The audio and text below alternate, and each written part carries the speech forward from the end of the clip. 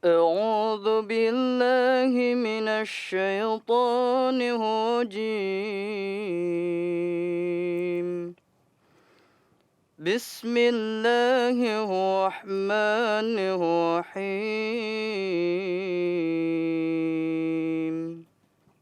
Pemirsa MTA dimanapun Anda berada, selamat datang dalam program Ramadan Mubarak. Assalamualaikum warahmatullahi wabarakatuh. Waalaikumsalam warahmatullahi wabarakatuh. Pemirsa MTA dimanapun Anda berada, berjumpa kembali dalam program Ramadan Mubarak, di mana di sepanjang bulan Ramadan kali ini kita akan membahas, menggali lebih dalam lagi surah-surah pilihan yang ada dalam Al-Quran Karim. Saya Irfan Hafizur Rahman. Pada episode kali ini saya ditemani oleh adik-adik Jamiah dari Darjah Sarisah. Assalamualaikum adik-adik Jamiah. Sehat? Alhamdulillah. Baik, surah yang akan kita bahas pada episode kali ini adalah surah At-Takatsur. Namun sebelum kita membahas lebih jauh lagi terkait dengan surah tersebut, kita akan dengarkan bersama tilawah yang akan disampaikan oleh saudara Andi. Kami persilakan. A'udzu billahi minasyaitonir rajim. Bismillahirrahmanirrahim. Alhaakumut takatsur hatta zurtumul maqabir. Kalla sawfa ta'lamun. Thumma kalla sawfa ta'lamun. Kalla law ta'lamun ilmal yaqin. Latarawunnal jahim. Thumma latarawunnaha 'ainal yaqin. Thumma latus'alunna yawma idzin 'anin na'im. Artinya, aku baca dengan nama Allah Maha Pemurah Maha Penyayang. Persaingan satu sama lain dalam mengumpulkan harta telah menjadikanmu lalai sampai kamu masuk ke kuburan. Sekali-kali tidak demikian, segera kamu akan mengetahui. Kemudian, sekali-kali tidak demikian, segera kamu akan mengetahui. Sekali-kali tidak demikian, sekiranya kamu akan mengetahui ilmu yakin. Pasti kamu akan melihat jahanam atau dalam kehidupan ini juga. Kemudian pasti kamu akan melihatnya juga dengan mata yakin dan kemudian hari. Lalu kamu pasti akan ditanya pada hari itu tentang nikmat yang pernah diberikan kepadamu. Assalamualaikum warahmatullahi wabarakatuh. Waalaikumsalam warahmatullahi wabarakatuh. Jazakumullah. Pemirsa MTA dimanapun Anda berada, terkait dengan surah ini, kita perlu flashback dulu kepada surah sebelumnya, yaitu surah Al-Qari'ah. Di mana dalam surah Al-Qari'ah, Allah Ta'ala telah mengupas secara ringkas terkait dengan ciri-ciri dari kiamat. Dan dalam surah tersebut, manusia dibagi menjadi dua. Yaitu manusia yang memiliki timbangan yang berat, yang ia akan mendapatkan kesenangan di akhirat nanti. Dan yang kedua adalah manusia yang timbangan amalnya itu sedikit atau ringan. Nah, di surah ini, surah At-Takatsur ini, dijelaskan kepada kita terkait dengan apa penyebab yang membuat timbangan amal dari seseorang itu ringan. Yaitu apa? Alhaakumut takatsur. Alhaakumut takatsur. Artinya alhaakumu itu artinya adalah melalaikan, lalai. Kamu lalai. Ya. At-takatsur artinya adalah berlomba-lomba dalam mencari dunia. Bermegah-megahan. Sehingga alhaakumut takatsur bisa diartikan bahwa bermegah-megahan mencari dunia. Berlomba-lomba dalam hal mencari dunia. Itu melalaikan kamu. Itu telah menjauhkan kamu dari Allah Subhanahu wa Ta'ala. Nah, inilah yang dimaksud dalam surah ini adalah alhaakumut takatsur. Huzur dalam tafsir kabir beliau, Hadrat Mirza Basyuddin Mahmud Ahmad dalam tafsir menulis bahwa at-takatsur ini atau berlomba-lomba, bermegah-megahan itu bukan hanya sebatas dalam hal yang sifatnya kebendaan, duniawi, harta, ya. Tapi segala hal yang membuat manusia itu lalai dari menyembah Allah Subhanahu wa taala, maka itu pun disebut dengan at-takatsur. Lalai dari apa? Kita lihat apa tujuan dari hidup manusia ke dunia ini. Dalam Al-Quran, Allah Ta'ala berfirman, وَمَا خَلَقْتُ الْجِنَّ وَالْإِنسَ إِلَّا لِيَعْبُدُونَ. Dan tidaklah aku ciptakan manusia dan jin semata-mata hanya untuk beribadah kepadaku. Nafsu, kemudian juga hasrat untuk mencari dunia sedemikian rupa besarnya dalam diri manusia. Sehingga dalam sebuah hadis yang sangat familiar kita dengar, kita ketahui bersama bahwa ketika manusia diberikan satu lembah yang berisi emas, ya, maka ia akan meminta 2 lembah. Ketika diberikan 2 lembah yang berisi emas, maka ia meminta yang ketiga. Begitu seterusnya. Tidak ada rasa puas. Nah, hasrat duniawi seperti ini yang akan kemudian melalaikan ia dalam mencapai tujuan yang seharusnya ia peroleh di dunia ini. Sesuai dengan tadi apa yang diperintahkan oleh Allah Subhanahu wa taala, yaitu mencari beribadah kepada Allah Subhanahu wa taala. Inilah yang disampaikan Allah Ta'ala dalam Al-Hakumut Takatsur. Hatta zurtumul maqabir. Sedemikian rupa ia sibuknya dalam hal mencari dunia, mencari harta, jabatan, dan lain sebagainya, sehingga lalai kepada Allah Subhanahu wa taala, sampai akhirnya ia berada di penghujung usianya. Bahkan sampai ia mati pun, ia terus berusaha mencari dunia dan lain-lain dunia. Hatta zurtumul maqabir. Sampai ia mati. Padahal apa? Padahal ketika ia mati, semua harta, semua jabatan, semua duniawi yang ia selama ini cari, itu tidak akan dibawa. Tidak akan dibawa sama sekali. Dalam sebuah hadis disebutkan dalam riwayat Muslim, ada 3 hal yang menyertai jenazah ke liang kuburnya. Yang pertama adalah keluarganya. Yang kedua adalah hartanya. Dan ketiga adalah amalannya. Ya. Fayarji'u ahluhu wa maluhu. Hartanya dan keluarganya itu kembali. Wa yabqa amaluhu. Dan yang tertinggal adalah amalnya. Ketika kita meninggal, keluarga yang dari jauh, kerabat kita datang untuk mengantarkan jenazah kita. Kan? Harta kita pun bawa. Ketika kita orang berada, kita diantarkan dengan mobil, dengan iring-iringan yang luar biasa. Ya kan? Tapi semuanya itu akan pergi, meninggalkan kita seorang diri di kubur. Apa yang kita bawa adalah amal. Nah, ini yang luput. Ini yang ia lalai selama hidupnya. Ia terus-menerus sibuk mencari harta, mencari duniawi. Ia lupa bahwa dunia itu hanyalah sementara. Ia lupa bekal yang harusnya ia bawa ketika nanti menghadap Allah Subhanahu wa taala. Hatta zurtumul maqabir. Nah, ada yang menarik bahwa dalam tafsir Kabir, Hadrat Muslim Maud juga menjelaskan bahwa bukan hanya kematian secara jasmani saja tafsir dari ayat tersebut.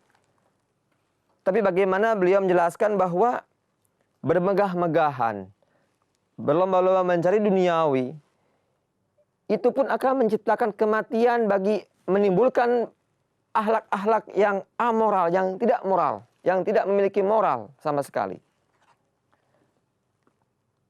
Karena memang orientasinya adalah untuk duniawi, mengajar keuntungan duniawi. Maka semua cara ia lakukan. Baik itu yang halal ataupun yang tidak halal. Sehingga dengan mencari duniawi seperti itu, maka akan timbul kematian jasmani yang itu pasti akan kita alami, dan juga kematian akhlak dalam diri kita. Dan juga menyebabkan akan runtuhnya budaya, runtuhnya moral di kaum tersebut. Kita lihat bagaimana perilaku-perilaku orang korupsi, ya kan? Orang-orang yang menyelewengkan dana-dana rakyat, kan? Apakah mereka itu orang-orang miskin? Tidak. Mereka orang-orang kaya. Penghasilan mereka lebih daripada orang-orang yang biasa saja. Tapi apa? Itulah karena at-takasur tadi. Mereka mencari lagi sehingga menghalalkan segala cara. Padahal semua itu akan ia tinggalkan ketika nanti ia meninggal. Hanya apa? Amalannya. Kalla saufa ta'lamun, tsumma kalla saufa ta'lamun. Sekali-kali tidak, segera kamu akan mengetahui. Lagi sekali-kali tidak demikian, segera kamu akan mengetahui. Sekiranya manusia mengetahui bahwa semua duniawi yang ia peroleh itu hanyalah sementara dan ia tidak akan bawa ketika meninggal nanti, tentu ia tidak akan berbuat demikian.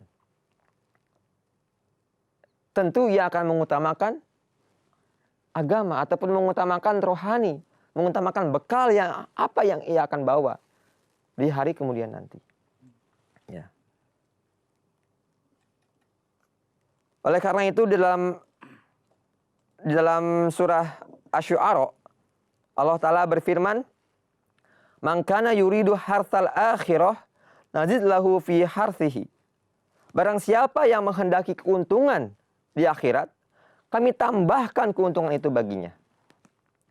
Wa man kana yuridu hartsad dunya nu'tihi minha. Dan barang siapa yang menghendaki keuntungan di dunia, maka kami juga akan berikan kepadanya sebagian. Wa ma lahu fil akhirati min nasib. Akan tetapi ingat, ketika kita mencari dunia, maka tidak ada bagian akhirat dalam urusan tersebut. Jadi seyogianya kita ketika mencari dunia, maka hanya dunialah yang kita peroleh. Jabatan tadi, harta dan sebagainya itu hanya di dunia saja. Tapi untuk akhirat tidak akan kita peroleh sama sekali. Tapi kalau kita mencari akhirat, menyiapkan perbekalan yang kita siapkan untuk kita persembahkan di hadirat Allah Subhanahu wa taala, maka dunia pun akan ikut mengiringi kita. Ini janji Allah Subhanahu wa taala. Nah, sayangnya ini tidak diketahui oleh manusia. Kemudian di ayat selanjutnya, kalla law ta'lamuna ilmal yaqin. Sekali-kali tidak demikian. Sekiranya kamu akan mengetahui ilmu yakin, la tarawunnal jahim. Pasti kamu akan melihat jahanam dalam kehidupan ini juga. Tadi, ya, ketika manusia berusaha untuk mengejar duniawi, mengejar harta, bermegah-megahan, maka ia akan melakukan berbagai macam cara yang justru akan merusak akhlaknya. Dengan begitu, ketika rusak akhlaknya, maka tunggulah azab Allah itu akan nampak di dunia ini juga. Bukan hanya di akhirat, tapi akan terlihat di dunia ini juga. Akan dirasakan olehnya. Karena ia sibuk dalam hal mengejar dunia semata. Melupakan akhirat. Yang merupakan tujuan utama dari ia hidup itu. Summa la tarawunnaha 'ainal yaqin. Kemudian pasti kamu akan melihatnya juga dengan mata yakin di kemudian hari. Summa la tus'alunna yauma idzin 'anin na'im. Lalu kamu pun pasti akan ditanya pada hari itu tentang nikmat yang pernah diberikan kepadamu. Ya. Jadi ayat ini akan memberikan isyarat kepada kita bahwa neraka jahanam, ya kan, yang telah Allah Ta'ala janjikan kepada orang-orang yang senantiasa sibuk dalam hal mencari dunia, bukan hanya dirasakan ketika nanti di akhirat, tapi juga nanti ketika masih di dunia ini juga, ia akan rasakan azab yang Allah Ta'ala berikan kepadanya. Baik itu dengan secara ilmu yakin, atau ainul yakin. Dengan secara ilmu, dan juga secara melihat dengan mata kepala sendiri, juga ia rasakan sendiri. Nah, ini pasti janji Allah Ta'ala, dan peringatan kepada kita semua. Ya, bahwa kalau kita lebih sibuk dalam hal mencari dunia, maka ingatlah. Ya, la tarawunnal jahim, pasti kamu akan melihat neraka jahanam. Jadi ini peringatan yang harus kita sama-sama renungkan bersama. Jangan sampai kita terjerumus dalam perilaku-perilaku at-takasur tadi. Bermegah-megahan, berlomba-lomba dalam hal mencari dunia semata, tanpa kita mengumpulkan amalan-amalan yang akan kita bawa ketika kita meninggal nanti. Jadi ini secara ringkas penjelasan terkait dengan surah At-Takasur tadi. Silakan apabila di antara rekan-rekan jamiah yang ingin bertanya terkait dengan pembahasan kita pada episode kali ini. Ada? Ya, 1, 2, 3. Satu-satu dulu ya. Silakan. Jadi apa keutamaan kita membaca surah At-Takasur, Pak? Ya, baik. Surah At-Takasur. Keutamaan kita membaca surah At-Takasur. Dalam sebuah riwayat, Ibnu Umar radhiyallahu anhu meriwayatkan bahwa Rasulullah SAW bersabda, bisakah salah seorang di antaramu membaca 1000 ayat dalam satu malam? Ya. Para sahabat bertanya, wahai Rasulullah, siapakah yang bisa melakukan hal tersebut? Sungguh berat membaca 1000 ayat dalam satu malam. Kemudian Rasulullah SAW menjawab, tidakkah kalian sanggup membaca Al-Hakumut Takasur setiap hari, setiap malam? Jadi dalam hadis tersebut, beliau menyamakan ketika kita membaca surat At-Takasur yang hanya 9 ayat dengan bismillah, itu sama dengan kita membaca 1000 ayat. Ini salah satu keutamaan kita membaca surat At-Takasur tadi. Kenapa gerangan? Sehingga Rasulullah SAW menyamakan surah ini dengan 1000 ayat. Karena kita lihat kandungannya. Apa kandungan dalam ayat tersebut? Ada sangat menarik ketika Huzur dalam tafsir Kabil beliau menjelaskan bahwa kandungan utama dalam surat At-Takasur ini adalah bahwa ketika kita merenungkan, mengamalkan apa yang ada dalam surah ini, ya tadi, seperti yang saya terangkan, bahwa kita janganlah hendaknya bermegah-megahan. Kemudian juga janganlah kita berlomba-lomba dalam hal mencari duniawi sehingga kita melupakan akhirat kita. Kalau kita merenungkan dengan mengamalkan hal tersebut, maka ibaratnya kita telah melaksanakan tugas dari para nabi. Karena apa? Karena tujuan utama dari seorang nabi itu diutus ke dunia ini adalah untuk menjauhkan manusia dari duniawi dan mendekatkan ia kepada Allah Subhanahu wa taala. Jadi seolah-olah ketika kita mengamalkan ayat ini, mengamalkan surah ini, At-Takasur ini, kita sama dengan menjalankan tugas dari seorang nabi. Tentu segala macam karunia-karunia, segala macam rahmat yang turun kepada seorang nabi, itu pun akan kita peroleh. Tentu dengan kadar-kadar yang tertentu ya. Jadi ini betapa pentingnya kita membaca surat At-Takasur ini. Satu, selain kita mendapatkan pahala 1000 ayat sama dengan membaca 1000 ayat dalam Al-Quran. Dan kedua, kita akan memperoleh berkat-berkat, karunia-karunia yang diperoleh oleh para nabi-nabi dari Allah Subhanahu wa taala. Nah, ini ya keutamanya. Jadi utamakan kita membaca surah ini setiap malam, ya kan, ketika menjelang hendak tidur atau ketika waktu-waktu yang senggang, kita baca surat ini dan kita renungkan dan kita amalkan. Karena kalau kita mengamalkan ayat ini, insya Allah janji Allah Ta'ala itu bahwa kita akan memperoleh berkah-berkah dari kenabian itu akan kita rasakan. Tentu dengan kadar-kadar yang tertentu. Ya, baik, itu saja mungkin ya jawabannya ya. Ada lagi tadi, Ihsan? Apa? Semiring? Bismillahirrahmanirrahim. Saya mau bertanya, Pak. Di dalam ayat 8, Allah Ta'ala berfirman, "Tsumma la tarawunna ainal yaqin." Yang menjadi pertanyaan saya adalah, apa yang dimaksud dengan ainul yakin dalam ayat tersebut? Bapak bisa jelaskan sedikit? Ya, jazakumullah. Oh, ini kalau penjelasan terkait dengan ainul yakin ini cukup panjang, ya. Cukup panjang, tapi kalau kita persingkat, kita ibaratkan seperti ini saja. Ketika kita melihat ada asap di kejauhan, ya, di kejauhan kita melihat ada asap yang membumbung tinggi ke langit, kita bisa menduga-duga mungkin di sana ada api. Karena apa? Karena asap itu timbul karena api. Nah, ini dalam hal ilmu itu masih dalam hal ilmu yakin. Ilmu berdasarkan ilmu kita, berdasarkan pemahaman kita, berdasarkan akal kita. Ada asap, maka ada api. Ya. Nah, tapi belum tentu, ya kan? Nah, ketika kita datang ke arah asap tersebut, ya, dan kita melihat ada api dengan mata kepala kita, oh benar ada api, ya. Maka itu dinamakan dengan ainul yakin.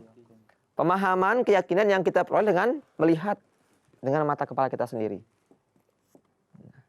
Kemudian, ini api panas atau tidak? Ya kan? Kalau panas, kalau kita masih menyangka oh panas, itu berarti masih ilmu yakin. Tapi kalau kita memasukkan tangan kita ke dalam api dan merasakan panasnya api itu dinamakan dengan hakul yakin. Ya. Ilmu yang benar-benar hak, benar-benar utuh. Ya. Jadi ini kalau kita jelaskan secara panjang lebar cukup memakan waktu. Ini Hadrat Masih Maud telah jelaskan ini dengan secara gamblang dalam buku beliau Filsafat Ajaran Islam. Silakan ya bisa dibaca dalam buku tersebut. Tapi cara ringkasnya seperti itu, analoginya seperti itu. Ya. Jadi ketika manusia lalai dalam hal menyiapkan pahala untuk yang ia bawa kepada Allah Subhanahu Wa Taala, maka ia pun akan melihat penampakan neraka di dunia ini juga. Dan ia akan rasakan di situ. Bukan hanya nanti di akhirat, ya kan? Tapi di dunia ini juga ia akan rasakan dan ia akan peroleh azab ataupun ganjaran yang akan diberikan Allah Subhanahu Wa Taala karena kelalaiannya tersebut. Itu jadi maksud daripada ainul yakin dalam ayat tersebut. Ya, baik. Ada lagi yang bertanya tadi siapa? Oh ya, silakan.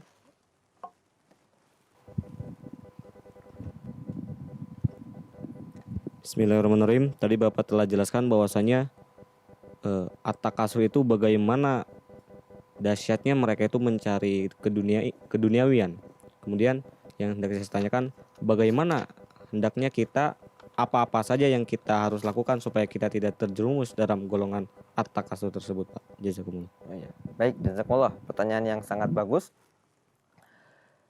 Yang pertama perlu kita pahami bersama agar kita tercegah dari perbuatan at-takasur tadi adalah kita memahami dengan benar apa tujuan kita hidup di dunia ini. Tadi seperti yang disebutkan di awal oleh Al-Quran berfirman, Allah Ta'ala berfirman dalam Al-Quran, wa ma khalaqtul jinna wal insa illa liya'budun.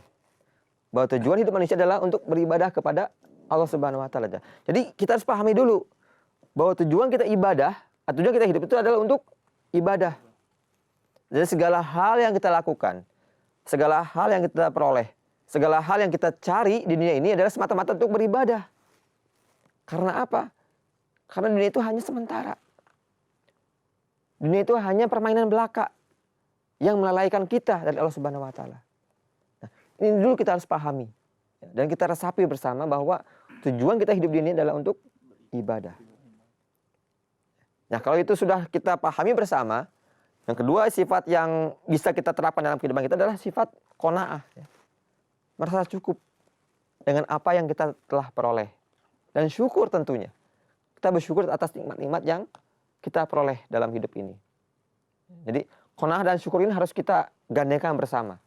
Kita merasa cukup dengan apa yang kita peroleh dan kita bersyukur kepada Allah Subhanahu Wa Taala. Karena janji Allah Ta'ala adalah la in syakartum la azidannakum. Jika kamu bersyukur maka aku akan tambahkan nikmatku kepada engkau. Jadi ini ya, jadi dua hal tadi bahwa yang pertama adalah kita harus pahami dulu apa tujuan kita hidup di dunia ini. Dan kedua sifat atau sikap yang bisa kita ambil adalah sifat qanaah ya, merasa cukup dan juga kita syukur kepada Allah Subhanahu Wa Taala. Baik, rekan-rekan adik-adik jamiah, nampaknya waktu sudah berakhir ya. Panjang kalau kita membahas ayat ini, namun insya Allah di lain waktu kita akan membahas lagi. Namun sebelum kita mengakhiri pertemuan kita kali ini, saya akan membacakan sebuah sabda dari Hadrat Masih Maud terkait dengan ayat tersebut, dengan surat tersebut. Ini ringkasan secara global, secara umum daripada surah yang tadi kita bahas bersama. Hadrat Masih Maud bersabda, dalam ayat ini Allah Ta'ala memberi pemahaman bahwa seluruh ketentraman manusia terletak dalam qurb atau kedekatan dan mahabbat atau kecintaan kepada Allah Subhanahu wa taala. Dan ketika hubungan dengan Allah Ta'ala terputus, kemudian dia tunduk kepada dunia, maka ini adalah kehidupan jahanami. Kehidupan yang penuh dengan keburukan jahanam. Dan pada akhirnya, setiap manusia akan mengetahui kehidupan jahanami itu. Bahkan ia akan mengetahui pada saat kematiannya, ketika hubungannya terputus dengan harta benda dan dunia. Jadi ini kesimpulan yang bisa kita ambil, yang merupakan sabda dari Hadrat Masih Maud Salam yang beliau tulis di dalam buku Pidato Lahore halaman 34. Ya, semoga Allah Ta'ala memberikan taufik kepada kita semua agar kita terbebas, terhindar dari at-takasur tadi. Itu sifat yang berlebih-lebihan dalam hal mencari dunia dengan melalaikan tujuan kita hidup di dunia ini adalah mencari ridho Allah Subhanahu wa taala dan juga beribadah kepada Allah Subhanahu wa taala. Baik pemirsa MTA dimanapun Anda berada, demikianlah pembahasan kita terkait dengan surah At-Takasur. Semoga bermanfaat. Saya dan juga kru MTA yang bertugas undur diri. Wassalamualaikum warahmatullahi wabarakatuh.